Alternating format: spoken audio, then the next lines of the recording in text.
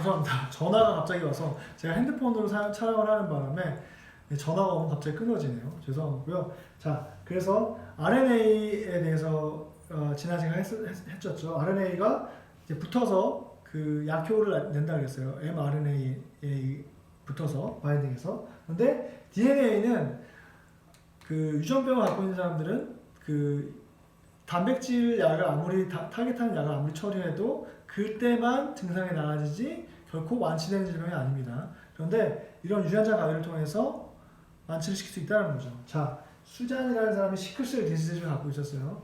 그 수잔한테는 DNA에 뮤테이션이 생겼어요.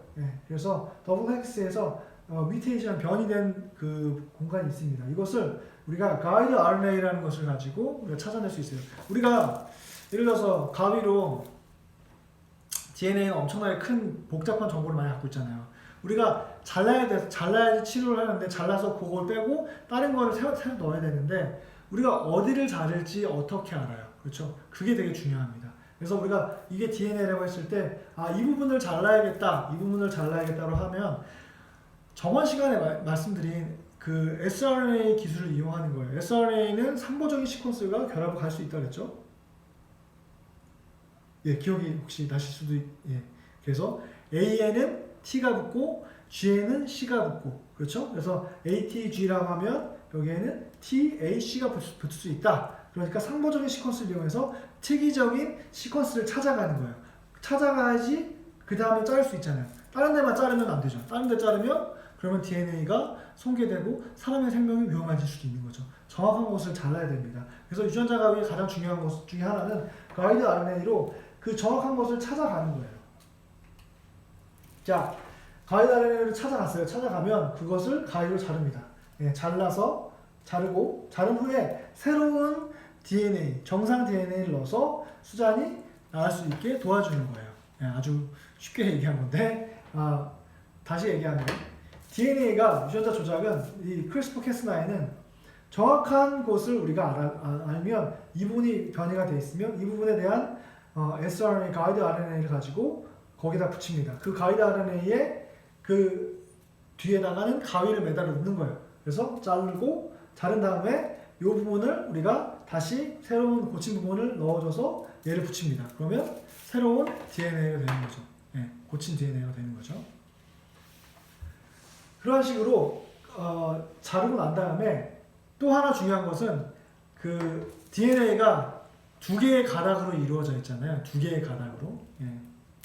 이건 하나인데 두 개의 가닥으로 이루어져 있는데 이렇게 두 개의 가닥으로 이루어져 있는데 우리가 하나를 고치면 하나는 계속 정상의 상태로 하나를 변이된 하나의 스트랜드를 고치면 하나는 계속 변이된 상태로 남아 있을 수 있잖아요. 그래서 나머지 하나도 좀 손괴를 일으킵니다. 그러니까 손상을 일으켜서 얘가 다시 복구될 때 페어런탈 DNA, 우리가 고친 DNA를 복사해서 고쳐질 수 있도록 그런 조작을 합니다. 그런 조작을 하게 되면 이건 지금 모기로 하는 게 아닙니다. 모기로 하면 이 변이가 계속적으로 후대에 남게 되죠. 남게 되면 결과적으로는 우리는 한 마리만 넣었는데 변이는 모기를 한 마리만 넣었는데 얘가 메이팅을 통해서 자식을 낳고 그 자식이 계속 그 뮤테이션을 캐리를 가지고 있으니까 계속 그것이 스프레딩 되는 것이죠. 스프레딩 되면 결과적으로 많은 수의 모기들이 그 변이된 DNA를 가질 수 있다는 겁니다. 그런데 이 변이된 DNA가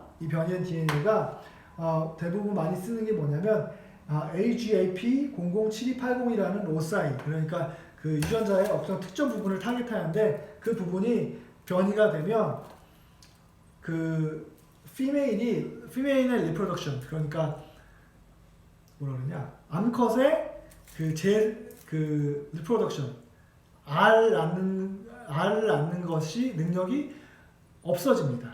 그래서 이 부분을 억제를 하면 처음에 이 유전자 변이된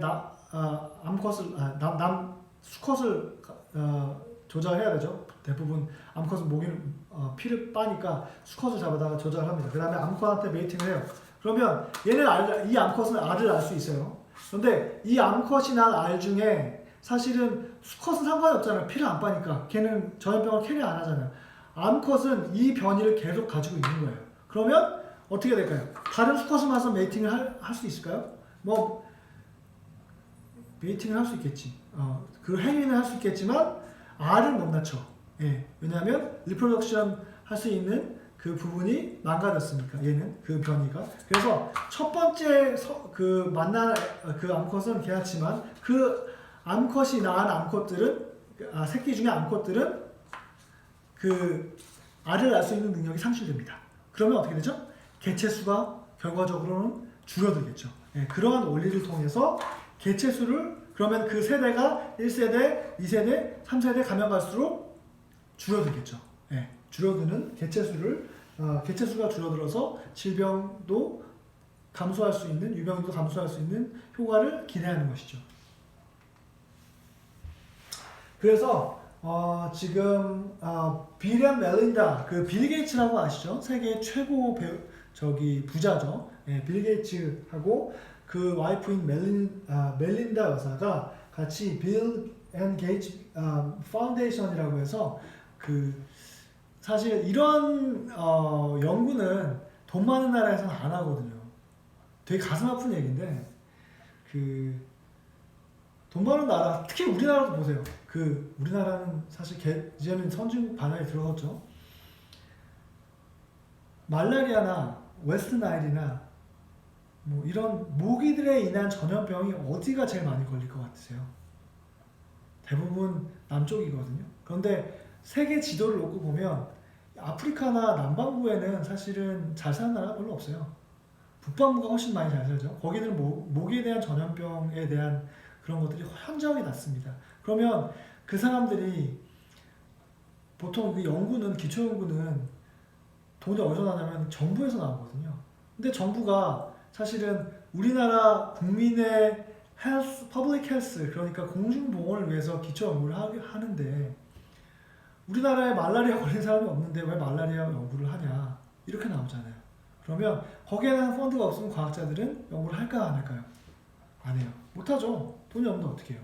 그래서 사실 이런 웨스트나일 질병이나 다른 질병들은 못 사는 나라에서 생기는 병이고 거기에 대한 연구나 치료제가 늦어질 수밖에 없어요. 왜냐하면 펀드가 없으니까. 연구 펀드가 없어요. 그래서 이 빌 게이츠가 일부러 그러한 펀드 도네이션을 찾아다니면서 하고 있어요. 왜냐하면 너네들이 정말 잘 산다고 너네들만 생각할 거냐? 아니다. 우리는 전 세계에서는 이런 질병들을 우리가 퇴치를 해야 된다. 그래서 7,500만 달러를 진조합 테크놀로지의 개발을 위해서 펀드 도네이션을 했고, 그리고 현재도 전 세계를 돌아다니면서 이 홍보를 하고 있어요. 그래서 우스갯소리로 빌 게이츠가 강연 연설에 이렇게 모기를 갖고 다니네요. 모기를 갖고 다녔다가 이렇게 봐요. 이렇게 듣고, 여러분들 안녕하세요. 오늘 제가 말라리아 질병의 연구 펀드를 도네이션을 좀 하러 왔습니다. 그러면 이제 사람들이 시큰둥하죠. 아니 뭐 그거 우리나라에서는 걸리지도 않는 건데 내가 뭐하러 돈을 내 거기요. 그러면서 그럴 때 빌 게이츠가 이걸 딱 연대요. 방금 제가 말라리아 걸린 모기를 풀었습니다. 이 방에. 뭐 이렇게 해서 연구에 동참하라. 연구 펀드 동참하라. 우스갯소리로 이렇게 한다고 합니다. 그만큼 사실은 이러한 연구에 대해서는 많은 펀드가 필요합니다. 예, 그리고 사실 세계 백신 연구소가 미국에 있지 않아요. 세계 백신 연구소가 어디 있는지 아세요? 우리나라에 있습니다. 우리나라에. 그만큼 그 선진국에서는 백신에 대한 연구가 많이 떨어지는 추세예요. 예, 왜냐하면 이미 그러한 전염병에 대해서는 거의 완치율이 높기 때문에, 그리고 걸린 사람이 없기 때문에. 다만 이런 코로나 바이러스 같은 경우에는, 코로나19 같은 경우에는 새로 생긴 또 질병이죠. 그래서 백신이 필요하죠. 그래서 그런 백신에 대한 개발들을 가속화시키고 있죠. 네, 그래서 아마 이러한 코로나나 재작년이나 작년에 유행했던 지카 바이러스 같은 그런 바이러스들이 미국이나 선진국에 충분히 전염병을 일으킬 수 있다. 이런 모기들에 인해서 그런 것들, 코로나는 아니지만 지카는 그렇죠. 그래서 이러한 것들을 통해서 계속적으로 좀 더 연구를 해야겠다라는 경각심을 좀 불러일으켰으면 좋겠습니다. 여튼 그래서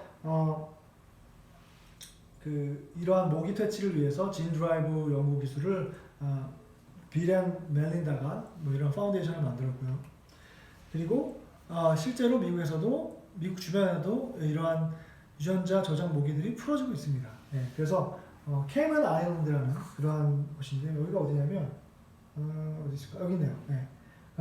플로리다 밑에 쿠바가 있죠. 네, 쿠바 밑에 케이먼 아일랜드는 아주 따뜻한 곳인데 이곳에서는 진 드라이브 이 기술을 통해서 모기가 이미 풀어지고 있다고 해요. 네, 사진에서 보시면은 이 여자 연구원이 지금 모기를 여기 모기가 가득 찬 통입니다.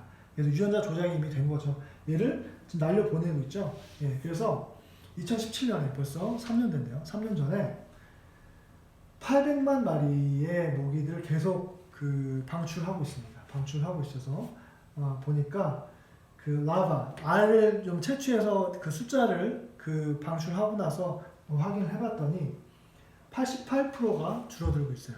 88% 이상이. 그러니까 현격하게 모기의 개체 수가 줄어들고 있죠. 예, 그와 동반해서 바이러스 캐링 모스키토, 즉 바이러스를 갖고 있는 모스키토의 수가 62%가 감소했다고 합니다. 그러면 대단하게 감소한 거고, 그렇다면 당연히 그 바이러스의 유병률도 현저하게 떨어질 수밖에 없겠죠. 예, 모기에 대한 얘기를 좀 해봤고요. 모기뿐만 아니라 사실 전 세계에 해충들이 너무나 많습니다.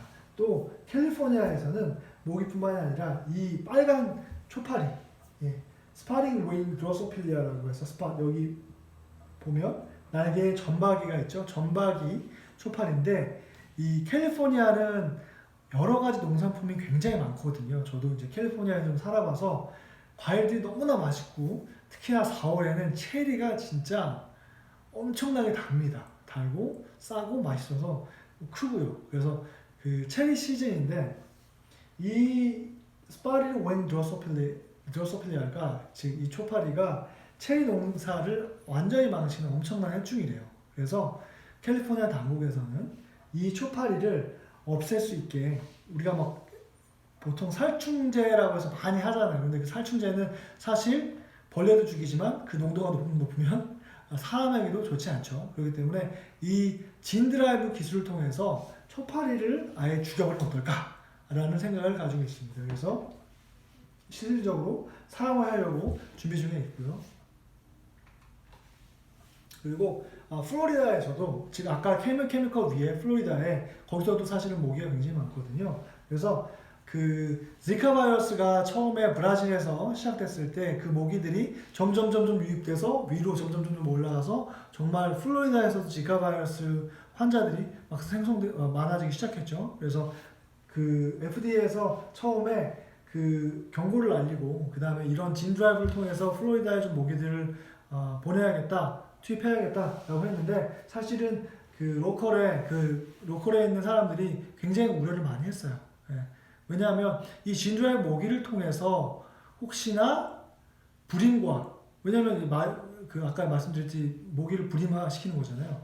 연결되지 않을까라는 우려도 있고 얘가 없어지면 생태계에 어떠한 영향을 끼칠지 아직 아무도 개런티할 수가 없기 때문에 로컬에서는 지역사회에서는 아직 반발이 엄청 심했어요. 예, 그래서 무산되는 경우가 있습니다. 그래서 그렇죠. 왜냐하면 이거는 단순히 유전자 조작을 한 것뿐만 아니라 유전자 조작을 통해서 그 개체, 스피시스를 완전히 말살하는 거잖아요. 그렇기 때문에 그런데 말살된 후에 어떤 현상이 될지 우리는 아직 예상할 수 없는 거예요. 네, 그래서 굉장히 사실은 위험한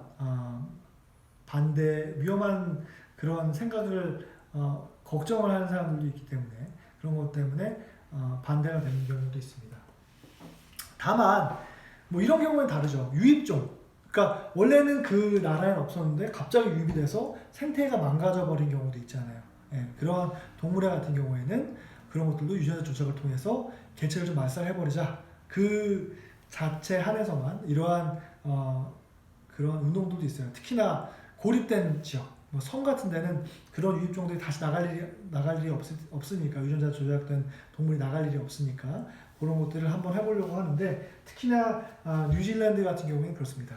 뉴질랜드 이 프레데터 프리 2050 이런 운동을 지금 하고 있고요. 이게 무슨 말이냐면 2050년까지 프레데터 우리를 위협하는 위협자들 다 말살하겠다. 말살해서 우리의 그 고장을 유입된 그런 해로운 동물로부터 지키겠다는 운동을 지금 시작했습니다. 그래서 이거는 키위죠, 키위. 뉴질랜드에만 사는 그 프레데터 프리 2050의 그 해충이 아니라 해로운 동물들 세 가지를 좀 주장을 하고 있는데요. 쥐. 그 뉴질랜드에 사실 쥐가 랫이 없었는데 얘가 나오면서 패스트나 아주 그 흑사병이죠. 이런 아주 나쁜 그 전염병들을 계속 유입을 시키는 그러한 랫을 좀 그 진 드라이브를 통해서 억제시키겠다라는 거 하나하고 그다음에 스토아치라고 하고 우리나라 말로 하면 담비입니다. 담비. 굉장히 귀엽게 생겼죠. 그런데 스토어 퍼블릭 에너미 넘버 원. 그래서 공공의 적 1이다. 아주 최악의 공공의 적이다. 왜냐하면 얘가 지금 뭐를 물고 있죠? 새를 물고 있죠. 뉴질랜드에 그 새를 얘가 아주 잡아먹는다고 해요. 유입돼가지고. 그래서 이 담비들을 아예 말살시켜야 된다라고 지금 천명을 한 상태고요. 그 다음 세 번째는 퍼시움스라고 해갖고 주머니 쥐인데 얘도 사실 원래 뉴질랜드에 없었는데 뉴질랜드에 유입되면서 각종 작은 곤충이나 혹은 동물들을 먹어치워서 생태계에 교란을 일으키는 교란종으로 지정되어 있는 상태입니다. 그래서 이러한 그 세 가지의 그 해로운 동물을 억제시키려고 진 드라이브 아까 제가 말씀드린 그런 유전자 조작을 통해서 아주 말살시키려고 하고요. 그래서 2017년에 먼저 Daughter Mice, 즉 아이를 낳을 수 없는 쥐를 제작을 해서 개를 퍼뜨림으로써 그 개체의 수를 경감시키려는 그러한 그 계획을 이미 실현시켰습니다. 자, 우리나라도 사실은 황소개구리가 굉장히 처음에 막 그 유입되면서 식용으로 막 유입됐을 때 막 되게 이슈가 많았잖아요. 그렇죠? TV에도 많이 나오고 황소개구리, 베스 뭐 이런 애들 아직도 TV에서 간간히 나오면서 우리 생태계를 교란하는 교란종으로 지정돼서 막 잡기도 하고 죽이기도 하고 막 그러죠. 근데 황소개구리는 지금 사라졌어요. 이슈가 많이 없죠. 다른 것보다. 보니까 그 이제 이 교란종이 생태계에 적응이 좀 된 거예요. 보니까 인터뷰에서 보니까 공주대 생명과학 교수님은 이게 단백질이 많고 행동이 느리기 때문에 먹이로 사용하기에 최고로 좋다. 이미 포식자들이 처음에는 얘가 덩치만 보고 이랬는데 얘가 느릿느릿하고 공수도 별로 없으니까 자연적으로 이미 먹이 그물이 형성이 된 거예요. 교란종에서 우리의 생태계로 편입이 된 상황이죠. 그래서 조금 자연적으로 우리의 생태계는 얘를 받아들여서 그 우리 생태계 안으로 집어넣는 상황입니다. 그래서 사실은 이런 제네틱하게 엔지니어된 이러한 것들을 바로바로 동물을 넣는 것은 저는 개인적으로 조금 더 검토를 하고 조심스럽게 넣어야 되지 않을까. 왜냐하면 이런 경우도 있으니까 합니다. 여기까지 2차시 마치겠습니다. 감사합니다.